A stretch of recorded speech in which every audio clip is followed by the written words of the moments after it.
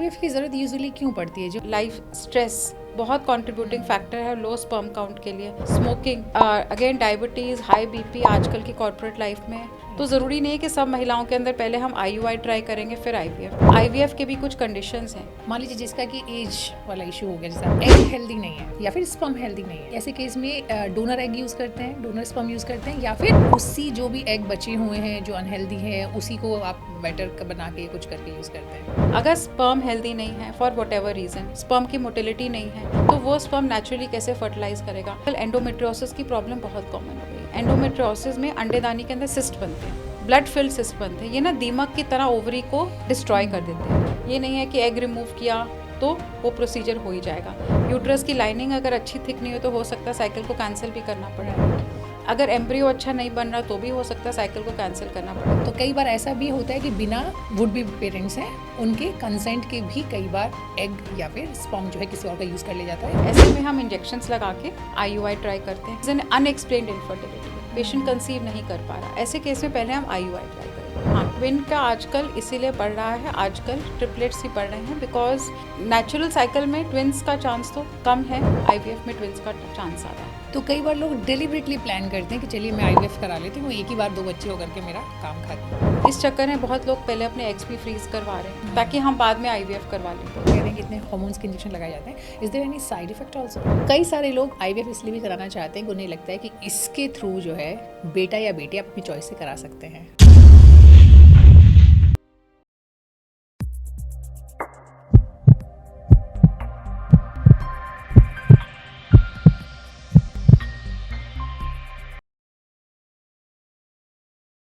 क्या आईवीएफ से आप चाहें तो बेटा पैदा कर सकते हैं?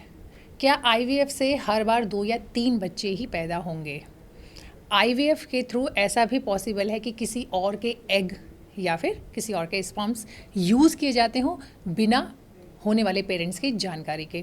बहुत सारे सवाल हैं जो कि आईवीएफ से जुड़े हुए हैं। बहुत सारे सवाल ऐसे हैं जो कि बड़ा सवाल भी खड़ा करते हैं अपने आप में। ये सारे जो सवाल हैं इनका जवाब मिलेगा आपको हमारे आज के पॉडकास्ट में, तो आखिर तक आप बने रहिएगा, पूरा वीडियो सुनिएगा। जो चीज़ें आपको पसंद आई है उनके लाइक कीजिएगा, कमेंट कीजिएगा। अगर आपको कोई चीज़ ना पसंद आए तो वो भी आप ज़रूर लिखिएगा, क्योंकि हमारी कोशिश है कि हम बेस्ट से बेस्ट कंटेंट आप तक पहुंचाएं और हर बार बेहतर करते जाएं। साथ ही आपसे रिक्वेस्ट है कि आप हमारे चैनल हेल्थ ओपीडी को सब्सक्राइब ज़रूर करें, क्योंकि यहाँ आपको मिलते हैं देश के बेस्ट एक्सपर्ट्स। आज की हमारी एक्सपर्ट है डॉक्टर रितु सेठी, सीनियर गायनेकोलॉजिस्ट हैं, और जितने भी सवाल हैं आईवीएफ से जुड़े हुए वो उन सब का जवाब हमें देंगी डिटेल्स में। बहुत बहुत स्वागत है मैम आपका।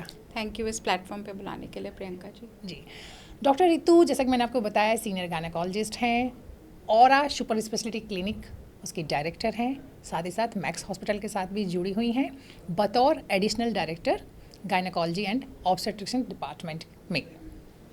मैम, सबसे पहला सवाल तो ये है कि आईवीएफ को ना टेस्ट ट्यूब बेबी कहा जाता है। पहले तो बिल्कुल यही शब्द यूज़ होता था, अब ये टेस्ट ट्यूब बेबी क्यों कहा जाता है आईवीएफ को? देखिए, इसको टेस्ट ट्यूब बेबी इसलिए कहा जाता है बिकॉज ये एक इन विट्रो फर्टिलाइजेशन है। इन विट्रो का मतलब है आप लेडी का एग एक्सट्रैक्ट करें, हस्बैंड का सीमेन एक्सट्रैक्ट करें, दोनों को एक टेस्ट ट्यूब में नहीं, रादर उसको बाहर फर्टिलाइज करें और फर्टिलाइज्ड एम्ब्रियो को लेडी के अंदर वापस डाल दें। तो इसीलिए इसको टेस्ट ट्यूब बेबी कहा जाता है बिकॉज ये बॉडी के बाहर है। मतलब it is not actually a natural process, it is an assisted reproductive technique. तो ले पर्सन लैंग्वेज में टेस्ट ट्यूब में, क्योंकि मतलब बाहर बना रहे हैं बॉडी के, और कहाँ पे दोनों का करेंगे फर्टिलाइजेशन, ट्यूब के अंदर करेंगे, पेट्री डिश के अंदर करेंगे, इसलिए इसका नाम टेस्ट ट्यूब बेबी रखा गया है। राइट। तो आईवीएफ की ज़रूरत यूजुअली क्यों पड़ती है? जो इनफर्टिलिटी के केसेस बढ़ रहे हैं उसमें इसकी ज़रूरत पड़ती है, या फिर कुछ मेडिकल कंडीशंस होती हैं जिसकी वजह से इसको यूज़ किया जाता है? हाँ, आजकल आईवीएफ या असिस्टेड रिप्रोडक्टिव टेक्नोलॉजी के केसेस बहुत ज़्यादा बढ़ रहे हैं। मोस्ट इसका रीज़न ये है कि फीमेल्स के अंदर, मेल्स के अंदर भी इनफर्टिलिटी की प्रॉब्लम इतनी ज़्यादा बढ़ रही है। आई विल नॉट से कि फीमेल्स के अंदर बढ़ रही है, मेल्स के अंदर भी इक्वली बढ़ रही है। लाइफस्टाइल फैक्टर्स हैं, पीसीओडी एक बहुत इंपॉर्टेंट रीज़न है। पीसीओडी के अंदर ओवरीज़ के ऊपर इतना फैट डिपॉजिट हो जाता है कि नेचुरल एग्स ही रिलीज़ नहीं हो पाते। क्योंकि नेचुरल एग्स रिलीज़ नहीं हो पा रहे, इसीलिए लेडी के अंदर एग फॉर्मेशन नहीं है। एग फॉर्मेशन ना होने की वजह से प्रेगनेंसी नहीं हो पा रही। ओबेसिटी एक बहुत कंट्रीब्यूटिंग फैक्टर है। लाइफस्टाइल प्रॉब्लम जैसे कि डायबिटीज़, बहुत कंट्रीब्यूटिंग फैक्टर, जिसके अंदर हेल्दी एग्स नहीं बन रहा है, बार बार मिसकैरेजेस हो रहे हैं, अनहेल्दी एग्स बन रहे हैं, एंडोमेट्रियोसिस जिसके अंदर अंडेदानी के अंदर ब्लड क्लॉट्स बन जाते हैं, ये सब रीज़न की वजह से आजकल IVF इतना ज़्यादा कॉमन हो गया है। जहाँ तक कि मेल पार्टनर का हम देखें, लाइफ स्ट्रेस बहुत कंट्रीब्यूटिंग फैक्टर है लो स्पर्म काउंट के लिए, smoking, again diabetes, high BP आजकल की कॉर्पोरेट लाइफ में मेल के अंदर बहुत कॉमन है। और ये सब दवाइयाँ जो मेल्स ले रहे हैं वो सब के सब स्पर्मिसाइडल हैं। इनसे स्पर्म की क्वांटिटी क्वालिटी दोनों के दोनों बहुत लो होते हैं। क्योंकि ये क्वालिटी इतने लो हो रहे हैं इसीलिए अगेन कंसीव करना बहुत दिक्कत है। तो IVF बहुत ज़्यादा बढ़ता जा रहा है। और आई वुड से कि पहले जो 20 साल पहले इसका रेशियो बहुत कम था, परसेंटेज बहुत कम था, आजकल इसका परसेंटेज बहुत ज़्यादा हो गया है। रादर लैक्स में आजकल जो है ये वाली प्रॉब्लम इतनी ज़्यादा कॉमन हो गई है। अगर हम स्टैटिस्टिकली देखें तो by 2027 around 6 lakh people would be suffering from infertility, which is a huge number in India. So that is why IVF has become, or in vitro fertilization has become so common. अच्छा, जब IVF की बात करते हैं तो एक और term use होती है यूजुअली इसके साथ, IUI।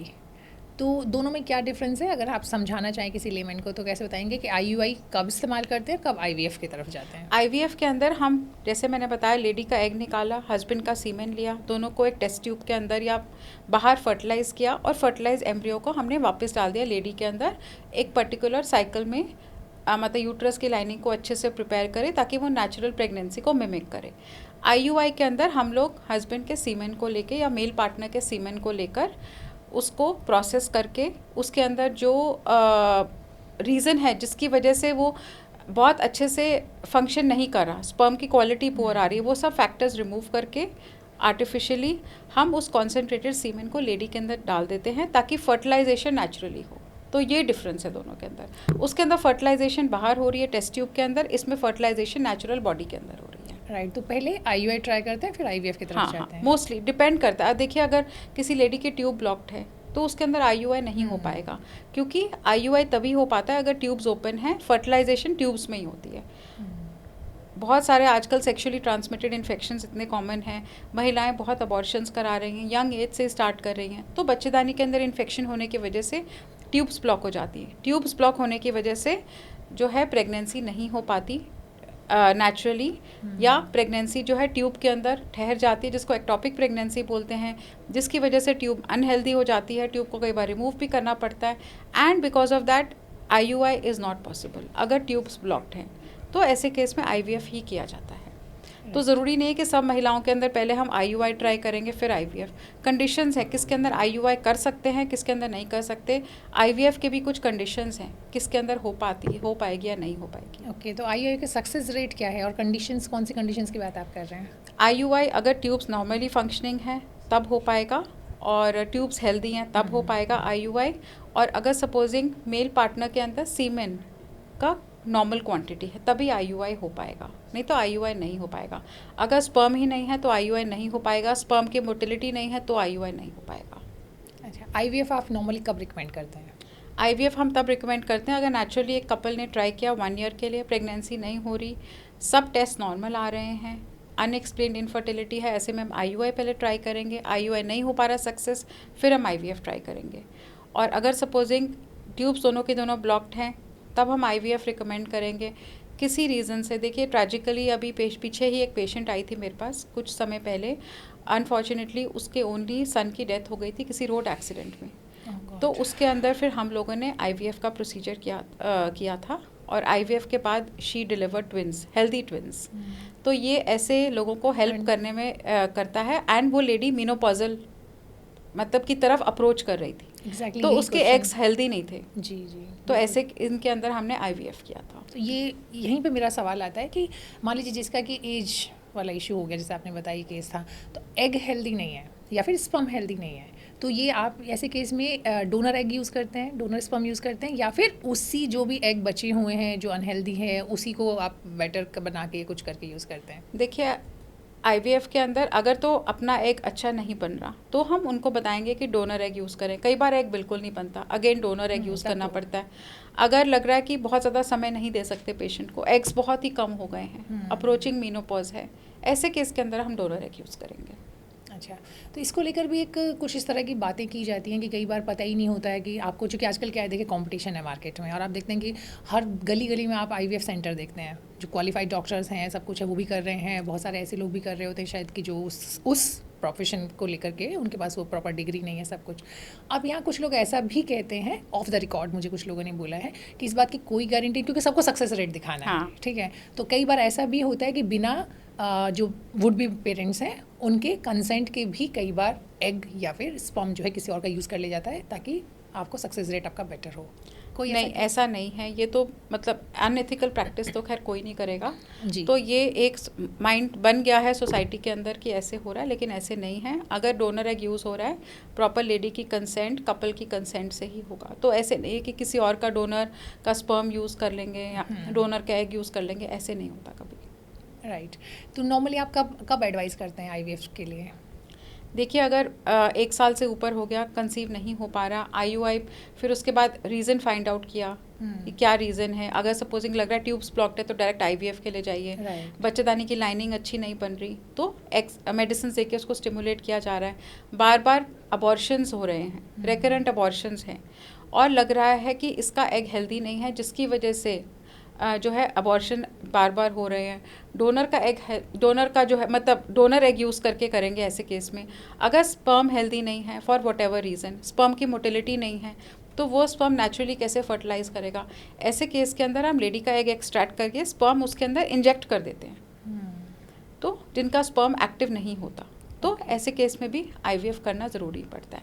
कई बार ना आजकल एंडोमेट्रियोसिस की प्रॉब्लम बहुत कॉमन हो गई है। एंडोमेट्रियोसिस में अंडेदानी के अंदर सिस्ट बनते हैं, ब्लड फिल्ड सिस्ट बनते हैं, ये ना दीमक की तरह ओवरी को डिस्ट्रॉय कर देते हैं, तो अपने हेल्दी एग्स बहुत कम रह गए। ऐसे केस में कई बार IVF करना पड़ेगा। ओके। जब कोई आपके पास आते हैं IVF कराने के लिए, तो आप क्या क्या चीज़ें उनको, क्या क्या मतलब उनकी लाइफस्टाइल में चेंजेस के एडवाइस करते हैं, या क्या सावधानियाँ उनको बरतनी होती हैं, कैसे खुद को तैयार करना होता है IVF के लिए? देखिए, उनको सबसे पहले तो ये बताएंगे कि IVF के प्रोसीजर के अंदर इंजेक्शंस वगैरह सब लगेंगे, you have to be prepared, है ना। आपको इस चीज़ की भी प्रिपरेशन करनी पड़ेगी कि आपका हो सकता है कि एक साइकिल में ना हो, तो इमोशनली, फिजिकली, मेंटली तो प्रिपेयर करना पड़ेगा पेशेंट को, डिपेंडिंग अपॉन द फैक्टर। ये नहीं है कि 100% सक्सेस मिल जाएगी। आप चाहे 2-2.5 लाख रुपए खर्च रहे हैं तो भी ये ज़रूरी नहीं है कि आपको जो है ये आपका प्रोसीजर फर्स्ट अटेम्प्ट में सक्सेस मिल जाएगा आपको। तो ये चीज़ें, और कंसेंट प्रॉपर ली जाएगी कि आपको इस दिन हम अंडर एनेस्थीसिया आपके एग्स रिमूव करेंगे। अगर एग्स अच्छे बने तो ही आपका प्रोसीजर से हम गो अहेड करेंगे। ये नहीं है कि एग रिमूव किया तो वो प्रोसीजर हो ही जाएगा। यूट्रस की लाइनिंग अगर अच्छी थिक नहीं हो तो हो सकता है साइकिल को कैंसिल भी करना पड़े। अगर एम्ब्रियो अच्छा नहीं बन रहा तो भी हो सकता है साइकिल को कैंसिल करना पड़े। तो बहुत सारे चैलेंजेस हैं, बहुत सारे रोड ब्लॉक्स भी आ सकते हैं प्रोसीजर में, तो one has to be prepared for that journey. Right. नहीं, ये तो आपने मेंटली बताया, लेकिन फिजिकली आप कोई चीज़ एडवाइस करते हैं कि आप कैसे अपनी बॉडी को तैयार कर सकते हैं उसके लिए? क्योंकि जैसे आप खुद बता रहे हैं कि आपको कई बार जो है एग का भी आपको उसमें निकालना होगा, फिर कुछ चीज़ें ऐसी होंगी, बाद में बहुत सारे इंजेक्शंस भी दिए जाएंगे, तो कुछ ऐसा एडवाइस आपका होगा कि जो बेटर रिजल्ट आ पाए बॉडी को? हाँ, देखिए, अगर आपको लाइफस्टाइल प्रॉब्लम्स हैं, जैसे कि आपको सपोजिंग डायबिटीज़ है, अगर आपको हाई BP है, तो ऐसे केस में फेलियर के चांसेस ज़्यादा है, क्योंकि मिस कैरेज के चांसेस बढ़ेंगे। तो पहले से BP कंट्रोल में करें। अगर आप बहुत ओबीस हैं तो फेलियर के चांसेस ज़्यादा हैं। ऐसे केस में अपना वेट रिडक्शन करें, बॉडी मास इंडेक्स पहले हेल्दी करें। अगर आप डायबिटिक हैं, आपका शुगर अच्छा सा कंट्रोल होना चाहिए, HbA1c अच्छा कंट्रोल में रहना चाहिए, थायराइड इश्यूज़ हैं वो करेक्टेड रहने चाहिए। PCOD है तो अगेन आपको अपना लाइफस्टाइल ड्रास्टिकली चेंज करना पड़ेगा। एक्सरसाइज, योगा, मेडिटेशन करें, और अपने डाइटरी हैबिट्स भी चेंज करें। ये सब करने से IVF सक्सीड होने के चांसेस भी बाकी सिनेरियो से ज़्यादा रहते हैं। कितना % चांस होता है सक्सेसफुल होने का? देखिए, 50 to 55% चांसेस हैं सक्सेस के IVF के अंदर। ओके। तो इसमें भी कोई खास कंडीशन होती है कि मान लीजिए आप यंग हैं, आपको कोई और इशू नहीं है, बिल्कुल, तो फिर अगर आप यंग हैं, आपके एग्स हेल्दी हैं, ऐसे केस में कंसीव करने के चांसेस बेटर हैं। आपके जो है पहले आपको कोई लाइफस्टाइल प्रॉब्लम्स नहीं हैं, BP वगैरह आपका ठीक है, डायबिटिक नहीं है, तो ऐसे केस में वो हैं। आपकी यूट्रस की लाइनिंग अच्छी बन रही है, आपको पहले बच्चेदानी के अंदर इन्फेक्शंस नहीं हुए, आपकी बार बार DNC नहीं हुई, ये सब रीजंस है सक्सेस के IVF के। राइट। तो इसमें भी जैसे आप बताते हैं ना, अगर हम एज वाइज बात करें कि आप इफ़ यू आर अराउंड 30 और सो, तो फिर आपका 80-90% पॉसिबिलिटी होगी, या फिर आप 35 प्लस होकर के आप करा रहे हैं तो फिर आपके चांसेस 50% हो जाएंगे, ऐसा कुछ है, कोई ऐसा डेटा या कुछ आपका वो तो ऑब्जर्वेशन? देखिए एग की क्वालिटी अच्छी नहीं है ना, इसीलिए आईवीएफ के चांसेस यंग एज पे ज़्यादा बेटर हैं। लेकिन आईवीएफ मैं तो ये बोलूँगी कि आईवीएफ तभी कोई पेशेंट जाएगा जब उसने सारे अपने ऑप्शंस जो है ख़त्म कर लिए। तो यंग एज पे यूजुअली लोग बाकी सारे ऑप्शंस ट्राई करेंगे, इसलिए यंग एज का हम लोग इतना डेटा नहीं होता हमारे पास, अनलेस कोई बहुत ही फ्रैंक प्रॉब्लम है, जैसे कि बहुत अर्ली एज पे मेनोपॉज हो गया, अपने एग्स ही नहीं बचे, लेडी बहुत यंग है, लेट 20s में है, प्रीमेच्योर मेनोपॉज हो गया, 35 इयर्स पे प्रीमेच्योर मेनोपॉज हो गया, तो डोनर एग यूज़ करना पड़ा है, तो डेफिनेटली रिजल्ट्स तो बेटर आएंगे ही एज़ कम्पेयर टू आपकी एज ज़्यादा है, आप अपने ही एग्स यूज़ कर रहे हैं, तो डॉक्टर इंजेक्शन लगा के, हम लोग इंजेक्शन दे के आपको स्टिमुलेट कर रहे हैं ताकि और अच्छे एग्स बनते जाएँ। अगर मेल और फीमेल की हम लोग बात करें तो किसकी मान लीजिए स्पर्म्स की क्वालिटी ख़राब है या दूसरी तरफ एग की क्वालिटी ख़राब है, तो किस कंडीशन में आप कौन सी चीज़ आईवीएफ के लिए रिकमेंड करेंगे या आईयूआई के लिए करेंगे? देखिए, अगर सपोजिंग लेडी के अंदर एग्स अच्छे बन रहे हैं, हस्बैंड के अंदर स्पर्म के थोड़ी सी क्वांटिटी कम है, या लेडी के अंदर एग्स जो है एंडोमेट्रियोसिस जो सिस्ट वाले हैं उसकी वजह से एग्स जो है बहुत अच्छे रिलीज़ नहीं हो रहे, ऐसे में हम इंजेक्शंस लगा के आईयूआई ट्राई करते हैं जिन दिनों, या कोई रीज़न अनएक्सप्लेन्ड इनफर्टिलिटी है, पेशेंट कंसीव नहीं कर पा रहा, ऐसे केस में पहले हम आईयूआई ट्राई करेंगे अगर ट्यूब्स ओपन है।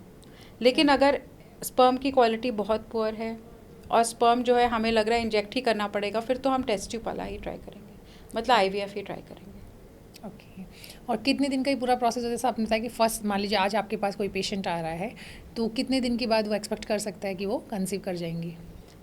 नहीं, अब देखिए, अगर सपोजिंग एक साइकिल में आपका ट्रांसफ़र हुआ तो 10 दिन के बाद एक प्रेगनेंसी टेस्ट करके देखेंगे कंसीव किया कि नहीं किया। यूजुअली ब्लड टेस्ट करवाती हूँ मैं, और बोलते हैं ब्लड टेस्ट करके आप देखते हैं कि कंसीव हो पा रहा है। पूरा प्रोसेस हम जानना चाहेंगे। मान लीजिए डे 1 पे किसी ने आपके पास चाहा कि वो आना चाहता है, तो उनको कब आना होगा? पीरियड्स के फर्स्ट डे पे आना होगा या कुछ कोई मेडिसिन लेनी होगी? नहीं, पीरियड के फर्स्ट डे आप आएंगे, उसमें हम देखेंगे आपका प्रॉपर सेकंड थर्ड डे आपके सारे हार्मोन की जांचें कराएंगे, देखेंगे कि आपकी ओवरीज कितनी हेल्दी हैं।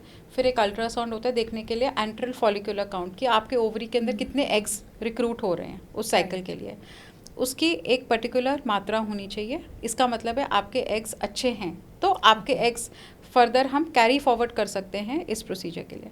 फिर 4-5 डे से हम ओरल दवाइयाँ या फिर injections case to case dependent वो स्टार्ट करते हैं। 8-9 डे देखते हैं कि एग की क्वालिटी को मॉनिटर करते जाते हैं। फिर एक पर्टिकुलर डे बुला के जब एग अच्छा बड़ा हो जाता है तो या तो ट्रिगर लगाते हैं नेचुरली रिलीज़ करने के लिए आईयूआई साइकिल में, नहीं तो एग्स को एक्सट्रैक्ट करते हैं। एग्स को एक्सट्रैक्ट करके हस्बैंड के सीमेन को लेकर या मेल पार्टनर के सीमेन को लेके टेस्ट ट्यूब में उसको फर्टिलाइज करेंगे और 4 या 5 दिन बाद आपको बुला के ट्रांसफ़र कर देंगे अंदर। यूट्रस की लाइनिंग अच्छी प्रिपेयर होगी उसके बाद, और फिर उसके 10-12 दिन के बाद एक प्रेगनेंसी टेस्ट करेंगे। ठीक है, और प्रेगनेंसी बाद किन चीज़ों का ध्यान रखना होगा?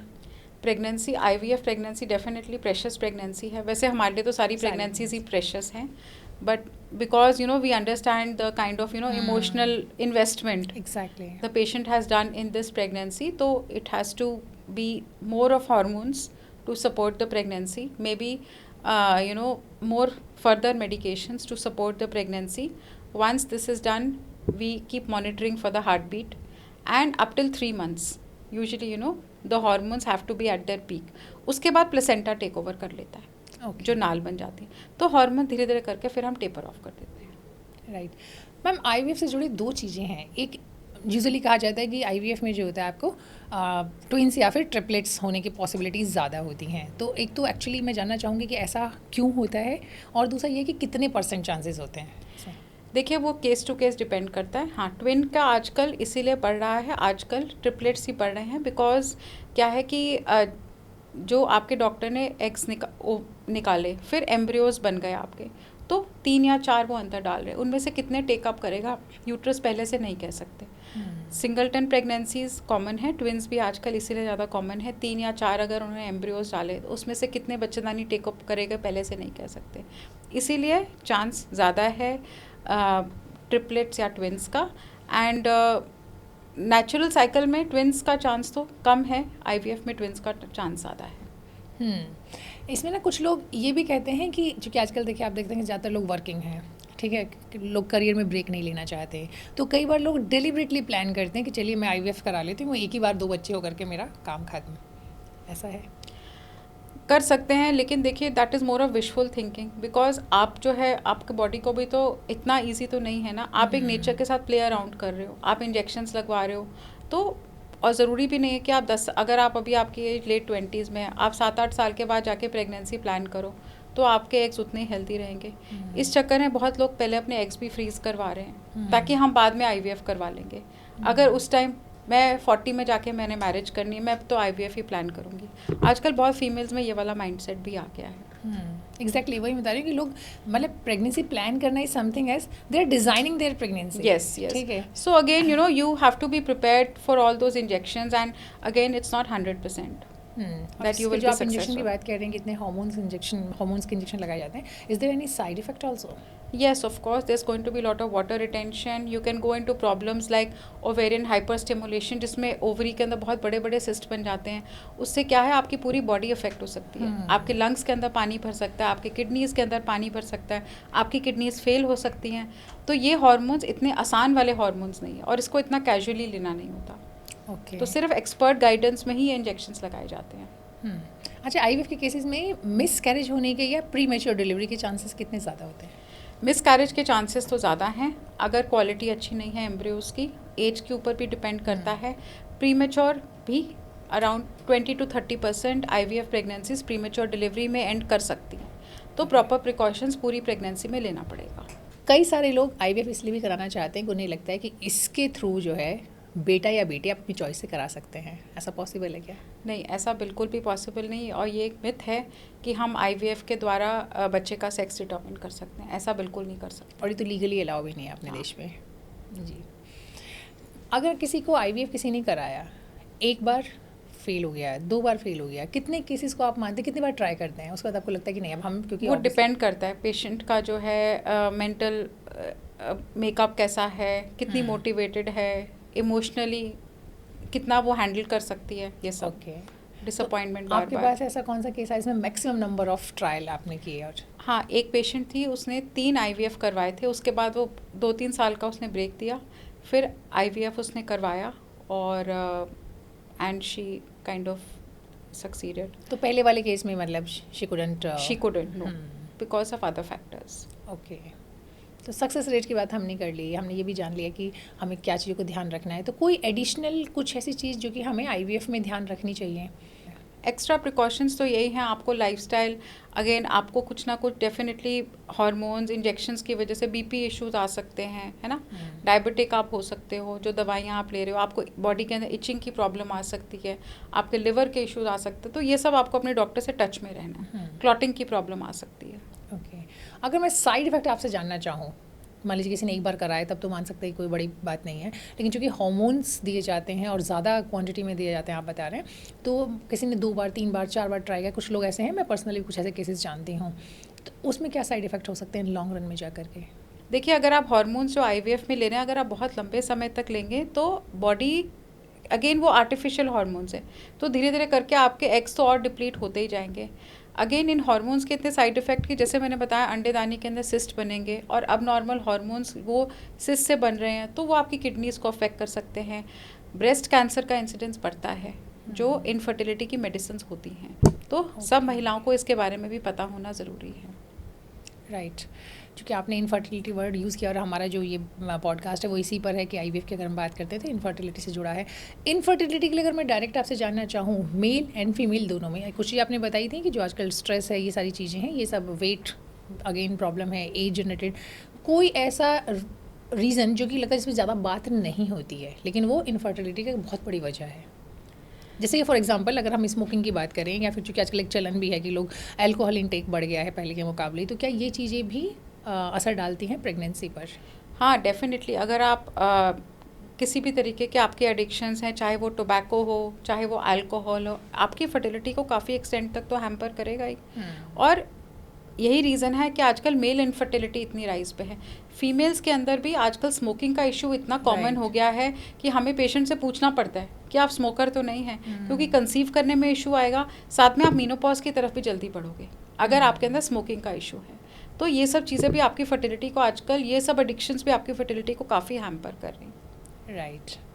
तो चलिए, ये तो आपने जो बातचीत हमारे साथ की, इससे ये तो क्लियर है कि अगर आप हेल्दी हैं, आप ट्राई कर रहे हैं, 1 साल तक आप ट्राई कर रहे हैं और आप कंसीव नहीं कर पा रहे, जो भी रीज़न आपकी इनफर्टिलिटी का, तो आईवीएफ एक ऐसा मीडियम ज़रूर है जो कि आपके पेरेंट बनने का जो सपना है, जो चाहत है, जो इच्छा है, उसको पूरा कर सकता है। एक आखिरी सवाल, कितनी उम्र तक आईवीएफ के थ्रू मदर बन सकते हैं? अराउंड 50 इयर्स की एज तक आप जो है ट्राई कर सकते हैं प्रेगनेंसी के लिए थ्रू आईवीएफ। ये हमारा लेटेस्ट जो है ART लॉ, जी, ये इसके हिसाब से। राइट। एक बहुत मशहूर सिंगर थे, अनफॉर्चुनेटली डेथ हो गई। उनके पेरेंट्स ने काफ़ी एज में जा कर के आईवीएफ से दोबारा कंसीव किया because he was single child. तो उसमें तो देखने से ऐसा लगता है कि मदर वॉज मोर देन 50। तो आप इस बारे में क्या बोलेंगे? देखिए, मैं तो इसके बारे में कोई टिप्पणी नहीं कर सकती, बट इंडियन लॉ अलाउ नहीं करता। मतलब ये